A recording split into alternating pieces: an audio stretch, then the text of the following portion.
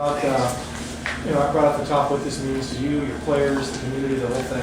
I'm not sure I can do it justice. I mean, the emotion on the field with so many people, obviously our team and what it means to them and us and our coaching staff and our support staff, and then you go to the university and the students and faculty members, and then you have the alumni. It's just unbelievable to feel that energy after the game. There's nothing like it. I mean, I can't say that there is, so to be able to put it into words is very difficult, but being able to see everybody, our players, the joy in their faces, and our fans and alumni is a really special moment. What did you say to them in the locker room afterward? Well, we talked last night in our team meeting about some things, about how hard it's probably going to be to win this game and the toughness and grit that it's going to take, and I think it's exactly how it went. We talked about, during the game, there's going to be moments where, you got to fight through some pain and some fatigue, and, talking about that it's going to be worth it, and so we decided after the game that it absolutely was worth it to fight through it, and just everybody on the team and coaching staff and everybody involved had a part in it, which is really special. Coach, you guys are bowl eligible, but how important is that, or does this kind of mean more when you're able to beat Stanford? They're both huge. I mean, they really are, because to be able to get a win and get the axe back and what that means to the players and our institution is a big deal.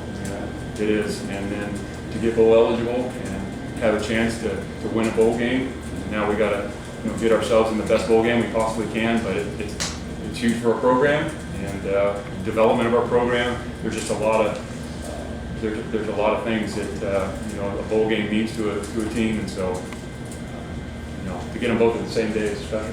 It was wild on the field after the game with the axe floating around, your fans coming on. I'm wondering, from your perspective, how you remember all that chaos that was going on. Like just the energy and the joy in people's faces, and that's really what I wanted to soak up, and just looking at everybody, enjoy that moment. That's what I could really I guess appreciate. And so seeing that and the people and the fans and old and young and our players and all those people, it's just that's a really special moment. Do you have a comparable moment in your career? Oh, geez, that's hard.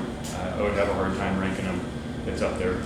Coach, could you talk about Garber's performance today, particularly on the final drive? Yeah, gutsy, tough. I mean, we really on both sides of the ball today, it wasn't always clean. It was kind of gritty, and we would kind of stub our toe from time to time. And I thought he and a number of guys, but he, whether it was extending plays with his feet and getting tough yards, scrambling, it wasn't always on schedule. And to make some of the throws that he made on the last drive, and then the scramble for the touchdown, those are huge plays. And I think people are going to be talking about that drive for a while.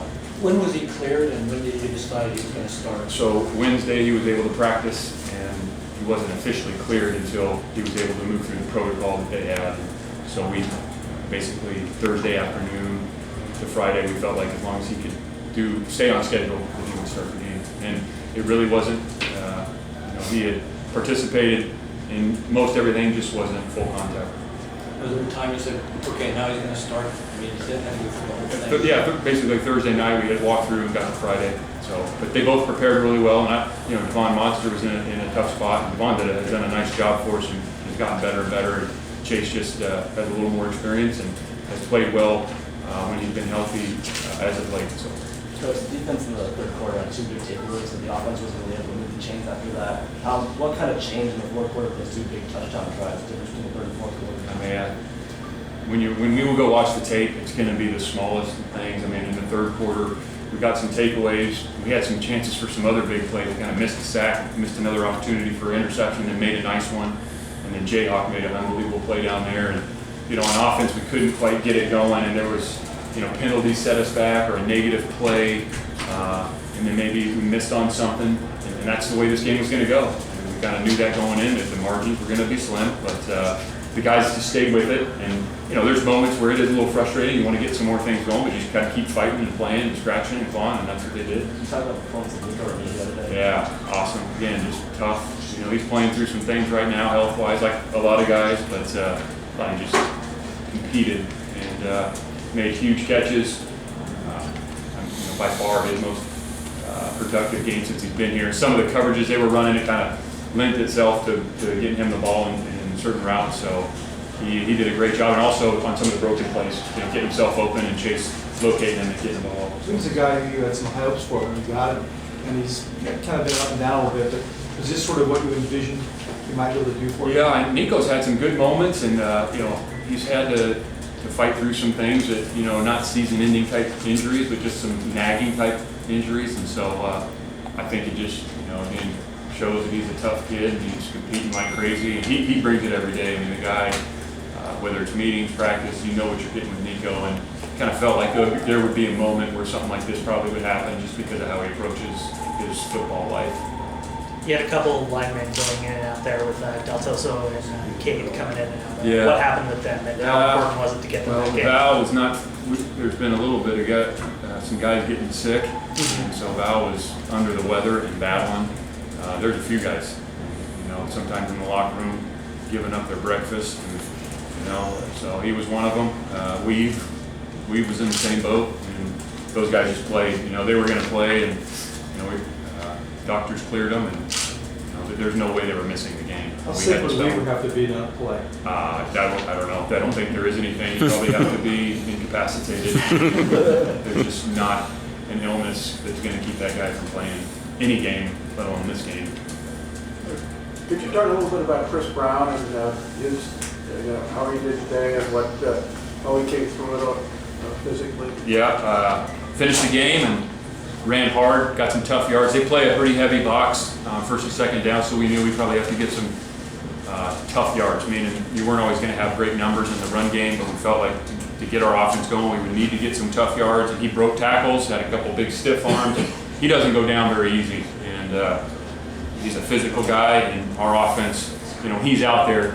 There's some runs that don't always look super clean, but you're getting positive yards because he's a tough guy to tackle, and we saw it again today.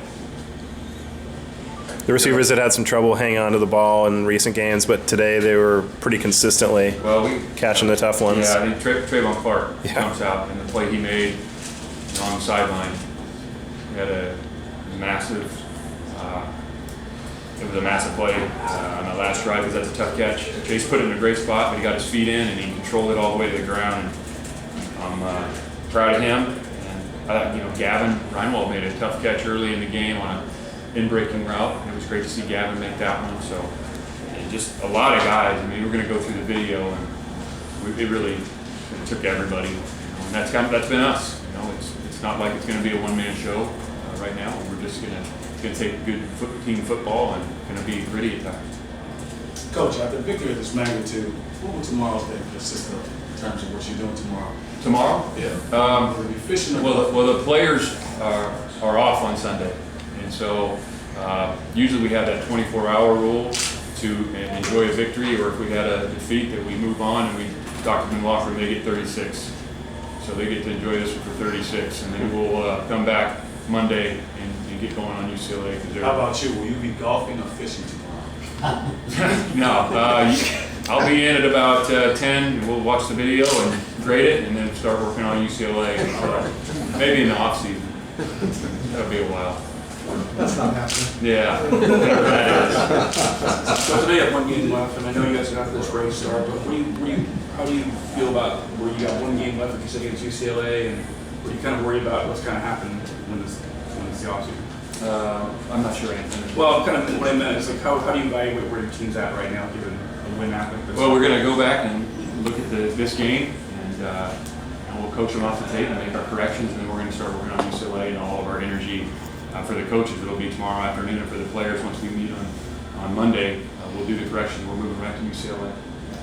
Okay. Thanks, everybody. Thank you. Thank you, Coach.